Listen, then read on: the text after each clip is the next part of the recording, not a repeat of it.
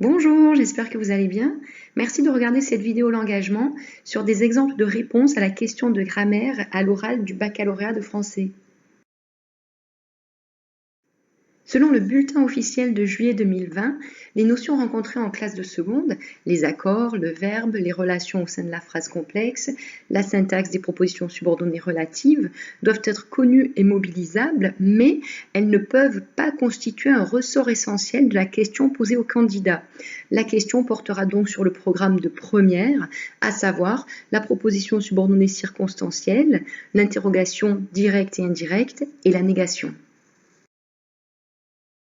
L'examinateur peut vous demander d'analyser une proposition subordonnée circonstancielle. On lui traçait des sentiers à travers les fourrés de leur bois pour qu'il puisse y passer bien à l'aise. C'est une analyse de phrases complexe. La proposition subordonnée conjonctive pour qu'il puisse y passer bien à l'aise est subordonnée à la proposition principale. On lui traçait des sentiers à travers les fourrés de leur bois. Elle est introduite par la locution conjonctive pour que, qui exprime la circonstance, le but.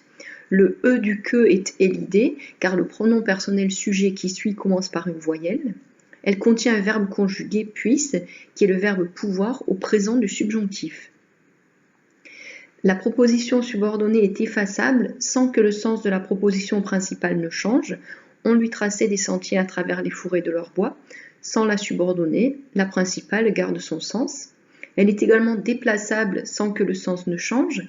Pour qu'il puisse y passer bien à l'aise, on lui traçait des sentiers à travers les fourrés de leur bois. C'est donc bien une proposition subordonnée conjonctive circonstancielle. Sa nature est proposition subordonnée conjonctive et sa fonction est complément circonstanciel de but du verbe de la proposition principale. Après qu'elle eut achevé son ouvrage, elle prit un flambeau. C'est une analyse de phrases complexes. La proposition subordonnée conjonctive, après qu'elle eut achevé son ouvrage, est subordonnée à la proposition principale, elle prit un flambeau. Elle est introduite par la locution conjonctive après que, qui exprime la circonstance, ici le temps. Le « e » du « que » était l'idée, car il est suivi d'un pronom sujet qui commence par une voyelle. La proposition subordonnée contient un verbe conjugué, eut achevé, c'est-à-dire le verbe achever au passé antérieur de l'indicatif. La proposition subordonnée est effaçable sans que le sens de la proposition principale ne change. Elle prit un flambeau, reste correcte et le sens ne change pas sans la subordonnée. La subordonnée est également déplaçable sans que le sens de la proposition principale ne change. Elle prit un flambeau après qu'elle eut achevé son ouvrage. Les deux propositions sont inversées, le sens reste le même.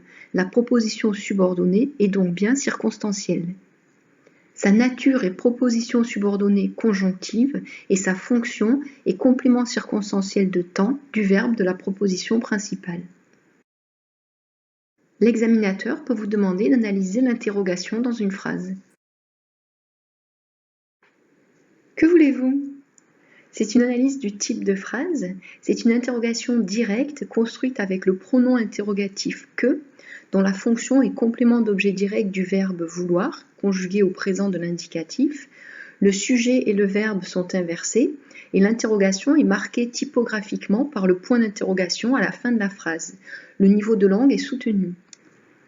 L'interrogation porte sur une partie de l'énoncé, c'est donc une interrogation partielle. La réponse ne peut être oui ou non. La personne veut quelque chose et la question porte sur la nature de cette chose. La valeur est donc demande d'information. C'est une interrogation stricte. Je lui demandais quel bénéfice il tirait de sa supériorité. C'est une analyse de phrases complexe, c'est une interrogative indirecte introduite par le déterminant interrogatif « quel » suivi du nom « bénéfice ».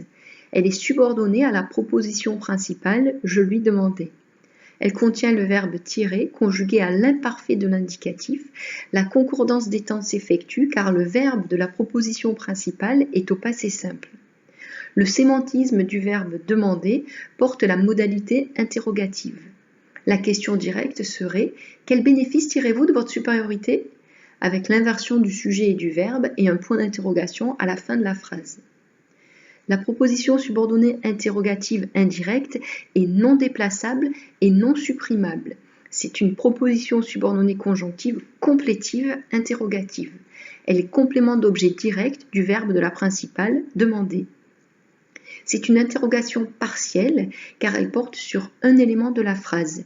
La réponse attendue ne peut être en oui ou non. Sa valeur est une demande d'information, c'est donc une interrogation stricte. L'examinateur peut vous demander d'analyser la négation dans une phrase. Nous ne l'avons pas corrigée. C'est une analyse de la forme de la phrase. C'est une phrase négative. La négation est exprimée par un système corrélatif, c'est-à-dire par deux éléments. L'adverbe de négation ne, discordantiel, placé avant l'auxiliaire avoir, ouvre la négation, et l'adverbe de négation pas, forclusif, placé après l'auxiliaire, la ferme. Le niveau de langue est courant. La phrase affirmative serait « nous l'avons corrigé ». La négation est totale ici, car elle nie l'ensemble de l'énoncé. Il n'est d'autre remède à cette maladie épidémique que l'esprit philosophique. C'est une analyse de la forme de la phrase. C'est un système corrélatif, c'est-à-dire qui comporte deux éléments, et c'est une négation restrictive qui est exprimée avec les adverbes ne et que. Ne précède le verbe et que soustrait de la négation l'élément devant lequel il est placé et sur lequel il porte. Ici, l'esprit philosophique. C'est l'équivalent de « il est seulement un remède à cette maladie épidémique », c'est l'esprit philosophique.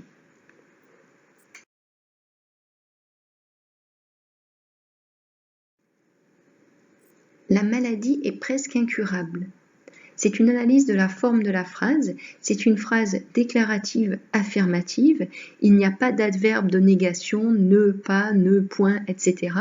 C'est une négation lexicale, c'est-à-dire qu'elle est portée par un terme de la phrase, ici l'adjectif incurable.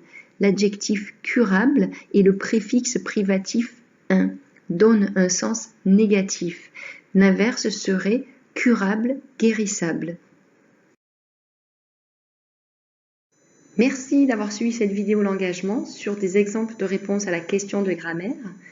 N'hésitez pas à nous écrire pour poser des questions ou demander d'autres explications. À bientôt!